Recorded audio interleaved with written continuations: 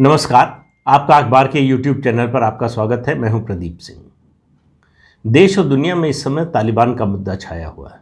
इसके अलावा भारत में और कई मुद्दे हैं। 5 राज्यों में विधानसभा के चुनाव होने वाले हैं अगले साल फरवरी मार्च में, उसकी चर्चा है। उन राज्यों में ख़ास तौर से ज़्यादा है, राज्यों के बाहर भी है। और कई मुद्दे हैं, राष्ट्रीय मुद्दे हैं, अंतर्राष्ट्रीय मुद्दे हैं। लेकिन एक मुद्दा ऐसा है जिसका कोई कारण समझ में नहीं आता, और वो मुद्दा है एक मुख्यमंत्री के पीएम मटेरियल होने का। अब आपने पता नहीं सुना पढ़ा है कि नहीं, मैंने तो कहीं न सुना है, न पढ़ा है, न कहीं किसी से जिक्र सुना है कि कोई राजनीतिक दल अपने नेता के बारे में अपने राष्ट्रीय सम्मेलन में ये प्रस्ताव पास करे कि उसका नेता प्राइम मिनिस्टर मटेरियल है, यानी प्रधानमंत्री बनने की योग्यता रखता हो। और उस नेता की आप राजनीतिक हैसियत देखिए। लोकसभा में कुल 545 सीटें हैं, 2 नॉमिनेटेड होती हैं, 543 पर चुनाव होता है। बिहार में कुल 40 सीटें हैं लोकसभा की। उन 40 में से अब आप नाम बता देता हूं, आप समझ गए होंगे। मैं नीतीश कुमार की बात कर रहा हूं, जो बिहार के मुख्यमंत्री हैं। पिछले दिनों बिहार में जेडीयू का राष्ट्रीय सम्मेलन हुआ, उसमें ये प्रस्ताव पास किया गया और एहसान जताते हुए ये कहा गया कि हालांकि वो प्रधानमंत्री बनने की योग्यता रखते हैं, लेकिन अभी हम दावा नहीं कर रहे प्रधानमंत्री का। जैसे कि दावा करते तो मिल जाता। मतलब इससे हास्यास्पद बात क्या हो सकती है। थोथा चना बाजे घना, ये कहावत ऐसे ही लोगों के लिए लिखी गई। अब आप देखिए कि 40 सीटों में से लड़ने के लिए सिर्फ 17 सीटें मिली। जो बिहार में जो 3 बड़ी पार्टियां हैं, उनमें तीसरे नंबर की पार्टी है, उसका नेता कह रहा है कि हम अभी प्रधानमंत्री पद का दावा नहीं कर रहे हैं। तो प्रधानमंत्री का पद खाली होने वाला है क्या? लोकसभा का चुनाव होने वाला है, और आपकी राजनीतिक हैसियत, अगर आप दावा कर देंगे तो क्या होगा? ये वैसे ही है कि मैं कहूं कि मैं अमेरिका के राष्ट्रपति होने का दावा नहीं कर रहा हूं। तो किसी को भी कुछ भी बोलने का अधिकार है। हमारे संविधान ने, हमारे कानून ने ये छूट दे रखी है, ये आज़ादी है, ये मौलिक अधिकार है बोलने का। आपकी वाणी स्वतंत्रता जो है उस पर कोई अंकुश नहीं है। लेकिन सोचिए तो कि आप बोल क्या रहे हैं। और ये किसी निजी बातचीत में कहा हो ऐसा भी नहीं है। एक पार्टी जो है बाकायदा प्रस्ताव पास कर रही है। तो आज मैं 3 मुख्यमंत्रियों की बात करूंगा। 3 मुख्यमंत्री, नीतीश कुमार का मैंने जिक्र किया अभी, दूसरे मुख्यमंत्री उड़ीसा के नवीन पटनायक, और तीसरी मुख्यमंत्री पश्चिम बंगाल की ममता बनर्जी। अब अगर आप भाजपा से बाहर देखिए जो मुख्यमंत्री हैं, तो इनमें ये 3 हैं जो नेशनल पॉलिटिक्स में आ सकते हैं या आने की संभावना हो सकती है इनकी। और इन 3 का जिक्र इसलिए कर रहा हूं कि नीतीश कुमार 2005 से लगातार मुख्यमंत्री हैं। बीच में 1 सवा साल का जो जीतन राम मांझी का पीरियड छोड़ दें तो, उसके अलावा नवीन पटनायक 2000 से लगातार मुख्यमंत्री हैं, 5 चुनाव लगातार जीत चुके हैं। ममता बनर्जी पश्चिम बंगाल की मुख्यमंत्री हैं, अभी इसी साल मई में जो है तीसरा चुनाव जीती। अब बात यह है कि ममता बनर्जी बहुत ज़्यादा सक्रिय हैं ये तीसरा चुनाव जीतने के बाद से। विपक्षी एकता की बात कर रही हैं। अभी आई थी पिछले दिनों दिल्ली में, विपक्ष के सारे नेताओं से मिली और बातचीत की। 2024 की तैयारी की बात कर रही है, बीजेपी को हराने की, मोदी को हराने की बात कर रही हैं। तो विपक्षी एकता की इस तरह की बातचीत होती रहती है, हर लोकसभा चुनाव के बाद होती है, और चुनाव आते आते वो बिखर जाता है ज़्यादातर मामलों में। 77 और 79 को छोड़ दें, और 71 में जो ग्रैंड अलायंस बना था, तो ये बातचीत ऐसे ही जो है होती है, और चुनाव आते आते सब अपने अपने रास्ते चले जाते हैं। लेकिन राजनीति में महत्वाकांक्षा होना बुरी बात नहीं है। देखिए, जो बात छत्तीसगढ़ के उप मुख्यमंत्री टीएस सिंहदेव ने कही कि हर खिलाड़ी कप्तान होना चाहता है, वो तो ठीक है। लेकिन कोई खिलाड़ी दूसरी टीम का कप्तान होना चाहता है, ये बात थोड़ी अजीब लगती है। अब नीतीश कुमार कि अपनी टीम जो है वो तो खेलने की स्थिति में है नहीं, तो वो दूसरी टीम का कप्तान बनना चाहते हैं, जाहिर है, अगर मुख्य प्रधानमंत्री बनना चाहते हैं तो। अब उनके राजनीतिक सफ़र पर एक नज़र डाल लेते हैं। वो जेपी मूवमेंट के प्रोडक्ट हैं, जेपी आंदोलन में शामिल थे और वहीं से जनता पार्टी फिर जनता दल में आए। लेकिन जनता दल में लालू प्रसाद यादव से बनी नहीं, पटी नहीं। कारण उसके हैं, वो सामाजिक कारण है, राजनीतिक कारण भी थे, वो अलग बात है। उस समय उन्होंने मुद्दा बनाया लालू प्रसाद यादव, उनके परिवार और उनकी सरकार के भ्रष्टाचार का। वहाँ से निकल गए, समता पार्टी बनी। समता पार्टी 1994 जब में निकले और समता पार्टी बनाई तो 1995 में विधानसभा का चुनाव आया। 1995 के चुनाव में समता पार्टी की हैसियत, याद रखिए उस समय तक बिहार का विभाजन नहीं हुआ था, झारखंड बिहार का हिस्सा था, इसलिए असेंबली की 320 सीटें थी। तो 320 सीटों में से समता पार्टी को 7 सीटें मिली थी और उस समय भारतीय जनता पार्टी को 41 सीटें मिली थी।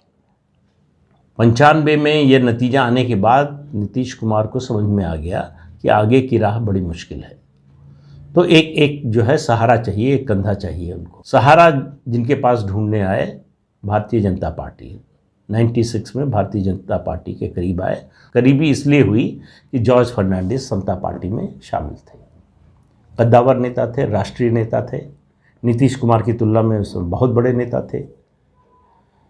तो उनका बीजेपी के शीर्ष नेतृत्व से अच्छा संबंध था, संपर्क था। जनता पार्टी में साथ काम कर चुके थे। वैसे भी समाजवादी पार्टी के रहते हुए जनसंघ और समाजवादी पार्टी का में तालमेल कई स्तरों पर चुनाव से बाहर रहा था। तो जब ये 7 सीटें लेकर आए तो उसके बाद 98 में जब बीजेपी की सरकार बनी तो नीतीश कुमार को केंद्र में मंत्री बनाया, बीजेपी ने बनाया, याद रखिए ये पूरे सफ़र पर।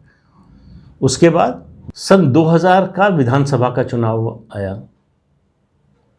2000 के चुनाव में बीजेपी और समता पार्टी का तालमेल हुआ।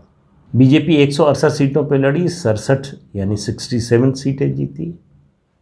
समता पार्टी 120 सीटों पर लड़ी और 34 सीटें जीती। एक बार फिर साबित हुआ कि बड़ी पार्टी कौन बिहार में, छोटी पार्टी कौन। अब आया 2005 का चुनाव। इस बीच में 2004 तक जब तक सरकार रही बीजेपी की केंद्र में, वो केंद्र में मंत्री बनते रहे। 2000 में एक कोशिश हुई, कुछ दिनों के लिए वो मुख्यमंत्री पद की उनको शपथ दिलाई गई, लेकिन बहुमत साबित नहीं कर पाए, फिर आकर केंद्र में मंत्री बन गए। अब आप 2005 का चुनाव देखिए। 2005 में भारतीय जनता पार्टी ने अपने को छोटी पार्टी बना लिया। 2005 में बीजेपी सिर्फ 102 सीटों पर लड़ी और तब तक समता पार्टी से जनता दल यूनाइटेड बन चुका था। तो जनता दल यूनाइटेड को 139 सीटें दी, जिनमें से वो 88 पर जीते। बीजेपी 102 में से 55 पर जीती। नीतीश कुमार को मुख्यमंत्री बनाया बीजेपी ने। देखिए उनके नेतृत्व को बीजेपी 95 से लगातार आगे बढ़ा रही थी। ये बीजेपी की गलती थी या जो राष्ट्रीय नेता थे वो राष्ट्रीय पिक्चर देख रहे थे, इस वजह से स्टेट की उपेक्षा हुई, ये सब अलग विषय है बहस का। लेकिन ये सच्चाई है कि बीजेपी ने नीतीश कुमार को लगातार आगे बढ़ाया और 2005 में दोनों की गठबंधन की सरकार बनी और नीतीश कुमार मुख्यमंत्री बने। उसके बाद के बारे में बहुत कुछ मैं बता चुका हूँ। फिर उन्होंने 2013 में किस तरह से छोड़ा बीजेपी का साथ। ये बताने का मतलब ये था कि बीजेपी के साथ ही सत्ता की उनकी कायदे से, या कहें कि सत्ता के शीर्ष की जो राजनीति है वो उनकी शुरू हुई। मुख्यमंत्री वो कभी न बन पाते अगर बीजेपी का साथ नहीं होता। अगर वो लालू प्रसाद यादव के साथ रहे होते तो उनके नंबर 2 से ऊपर जाने की उनकी हैसियत कभी नहीं बनती। उन्होंने अकेले भी आजमा के देख लिया। 2013 में जब छोड़ा बीजेपी का साथ, 2014 में लोकसभा का चुनाव अकेले लड़ा तो 40 में से 2 सीटें लोकसभा की जीते। मैंने ये सब इनका इसलिए बताया नीतीश कुमार का कि अब आप देखिए नवीन पटनायक को, उनके पिता बीजू पटनायक बहुत बड़े नेता थे, राष्ट्रीय नेता थे, उड़ीसा के मुख्यमंत्री रहे, केंद्र में मंत्री रहे और बहुत सी खूबियाँ थी उनमें। और उनके निधन के बाद 1997 में नवीन पटनायक राजनीति में आए। जब तक उनके पिता जीवित थे वो राजनीति से दूर रहे। 1997 में आए, जनता दल में बाई इलेक्शन लड़ा, लोकसभा का जीत गए। 1998 में बीजेपी की सरकार बनी, बीजेपी ने केंद्र में मंत्री बनाया। 1998 से 2000 तक केंद्र में मंत्री रहे। उसके बाद उन्होंने 98 में बना लिया, अपनी पार्टी बना ली बीजू जनता दल। जनता दल में स्प्लिट हुई, उससे अलग हो गए। 2000 में विधानसभा का चुनाव हुआ, बीजेपी के साथ अलायंस में लड़े, बीजेपी ने मुख्यमंत्री बनाया। ये अलायंस चला 2009 तक। 2009 में अलायंस बीजेपी से टूट गया। नवीन पटनायक अकेले लड़े, जीत गए। 2009 जीते, 2014 जीते, 2019 जीते। उड़ीसा में नंबर 1 की पार्टी का उनका जो रुतबा है वो लगातार बना हुआ है। अब नीतीश कुमार को देखिए, 2005 और 2010 जो 2 चुनाव उन्होंने बीजेपी के साथ लड़े, सिर्फ वही 2 चुनाव हैं जिनमें वो नंबर 1 की पार्टी बन पाए। 2005 में नंबर 1 की नहीं थी, आरजेडी थी, लेकिन अलायंस में वो बड़े पार्टनर थे। 2010 में नंबर 1 की पार्टी बने। उसके बाद फिर वो लालू प्रसाद यादव के साथ गए, फिर नंबर 2 की पार्टी हो गए, फिर बीजेपी के साथ आए और 2020 के चुनाव में तीसरे नंबर की पार्टी हो गए। अब प्रधानमंत्री बनने की महत्वाकांक्षा हो, इसमें कोई बुराई नहीं है, लेकिन समय की बात है। इस समय क्यों कर रहे हैं? ज़रा पहले ममता बनर्जी की भी बात कर लें। ममता बनर्जी कांग्रेस से निकली, उनको पश्चिम बंगाल में लगता था कि कांग्रेस जो है वो बी टीम बन गई है सीपीएम की, इसलिए वो सीपीएम से लड़ नहीं पा रही। वो बाहर निकली, पार्टी बनाई, संघर्ष किया और 2011 में विधानसभा चुनाव में मुख्यमंत्री बन गई। तब से लगातार मुख्यमंत्री हैं। अब उनको लग रहा है कि अब उनके राष्ट्रीय राजनीति में जाने का समय आ गया है, उनका कद भी हो गया है। जो गैर भाजपा दल हैं उनमें से कई दलों में उनकी एक्सेप्टेंस भी हो सकती है। तो महत्वाकांक्षा होना, फिर कह रहा हूँ कि कोई बुरी बात नहीं है। तो वो सोच रही हैं अगर, तो एक उनके पास आधार है और वो विपक्षी खेमे में है। नीतीश कुमार एनडीए में है, बीजेपी के साथ हैं। बीजेपी के साथ होते हुए वो जिस तरह के कदम उठा रहे हैं, आप देखिए पिछले कुछ समय से। ये बात तो मैं कई बार कह चुका हूँ कि 2020 के चुनाव के बाद से वो वास्तविकता को स्वीकार नहीं कर पाए हैं। उनकी वही स्थिति है जो उद्धव ठाकरे की महाराष्ट्र में है। उद्धव ठाकरे और शिवसेना इस बात को पचा ही नहीं पाए कि बीजेपी उनसे बड़ी पार्टी बन गई। आज तक उसका दर्द उनको सालता है। वही हालत नीतीश कुमार की है। उनको ये बात अभी तक पच ही नहीं रही है, समझ में नहीं आ रही कि कैसे वो छोटी पार्टी हो गए, बीजेपी बड़ी पार्टी हो गई। तो बीजेपी ने षड्यंत्र किया, धोखा दिया, चिराग पासवान का इस्तेमाल किया, बदला लिया, तमाम तरह की बातें उनकी पार्टी की ओर से कही जा रही। खैर वो अलग बात है। अब आप देखिए कि वो कास्ट सेंसस के मामले पर जाति जनगणना में जो है जातियों को खास ओबीसी की बात हो रही है, ओबीसी की गणना हो, उसकी जातियों की गणना हो, इसका मुद्दा लेकर वो एनडीए में पहले बीजेपी से बात करने से पहले सार्वजनिक बयान दिया। उन्होंने इस पर स्टैंड लिया और बात ये नहीं कि उन्होंने स्टैंड लिया या मांग की हो। बीजेपी में भी बहुत से लोग हैं जो चाहते हैं कि जनगणना हो, तो वो एक अलग मुद्दा है। लेकिन जो उनकी पॉस्चरिंग थी, पॉलिटिकल पॉस्चरिंग, वो शक पैदा करती है।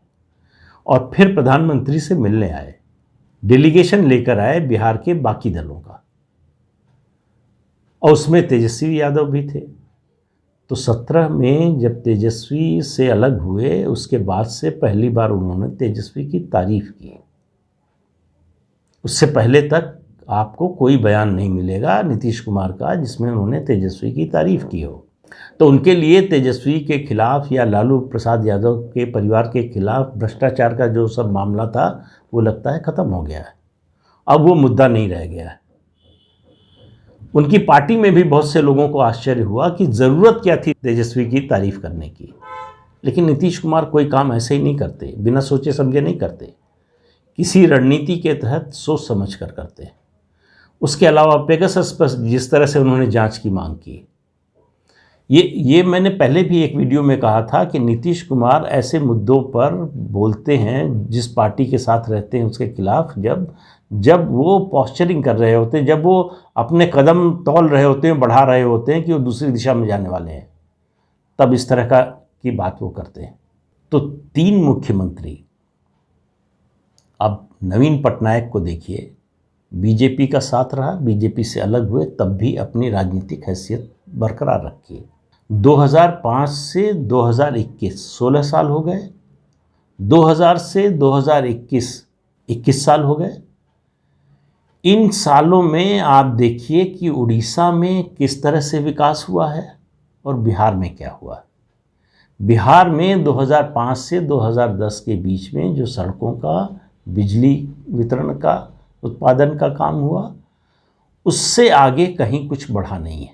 कोई नई इंडस्ट्री 15-16 साल में नीतीश कुमार बिहार में नहीं ला पाए। कृषि जो है वहाँ का सबसे बड़ा रोजगार का साधन है।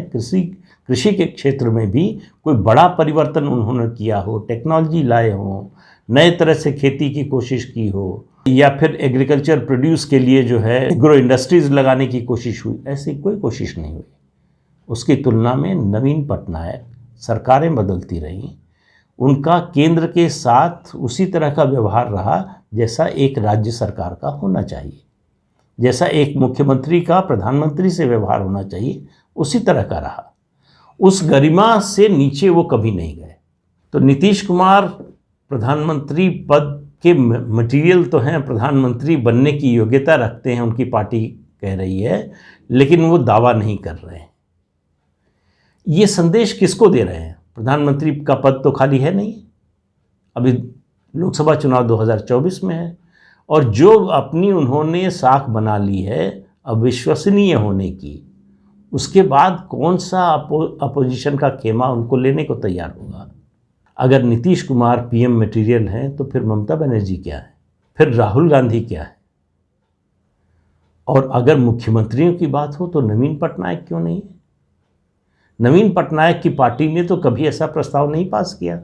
नवीन पटनायक की शख्सियत ऐसी है, राजनीतिक हैसियत ऐसी है कि विपक्षी खेमे से एकता की बात हो और उनको नेता बनाने की बात हो तो शायद जो है सहमति बनाने में ज़्यादा आसानी होगी। उन्होंने किसी को धोखा नहीं दिया, किसी के पीठ में छुरा नहीं मारा। अपने प्रदेश की राजनीति, विकास, इसी पर उन्होंने सारा ध्यान रखा। और 21 साल से उस राज्य के मुख्यमंत्री हैं जिसकी भाषा उन्हें नहीं आती, वो उड़िया नहीं जानते हैं। अब थोड़ा बहुत सीखना शुरू किया उन्होंने, अब थोड़ा बहुत बोलने या समझने लगे हैं। नहीं तो रोमन में, मतलब उड़िया का जो भाषण उनका है वो रोमन में उनको लिख कर दिया जाता है और वो पढ़ते हैं। लेकिन लोकप्रियता उनकी देखिए कि 14 और 19 की मोदी वेव में भी उनका किला ढहा नहीं, और इसके बावजूद उन्होंने कोई ऐसा काम नहीं किया इन 7 सालों में भी। 10 साल मनमोहन सिंह के, 7 साल ये जोड़ लीजिए प्रधानमंत्री के रूप में नरेंद्र मोदी के। उन्होंने प्रधानमंत्री के साथ या प्रधानमंत्री या जो भी सत्तारूढ़ दल था उसके बारे में ऐसा कोई बयान नहीं दिया जो एक मुख्यमंत्री की गरिमा के अनुरूप ना हो। तो ये उतावलापन, ये बेचैनी नीतीश कुमार की, ये समझ में नहीं आती है। एक कहानी है, छोटी सी याद आती है, चलते चलते बता दूं आपको, कि एक पंसारी की दुकान में बहुत सारे चूहे थे। तो रात में जब दुकान बंद हो जाती थी तो उनकी सभा होती थी।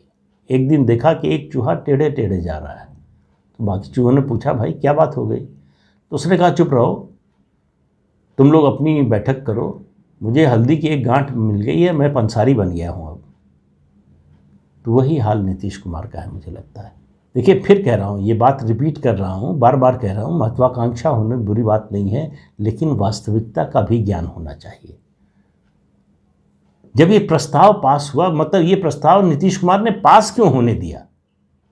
जाहिर है कि उनकी मर्जी थी, ये ऐसे ही नहीं हुआ है।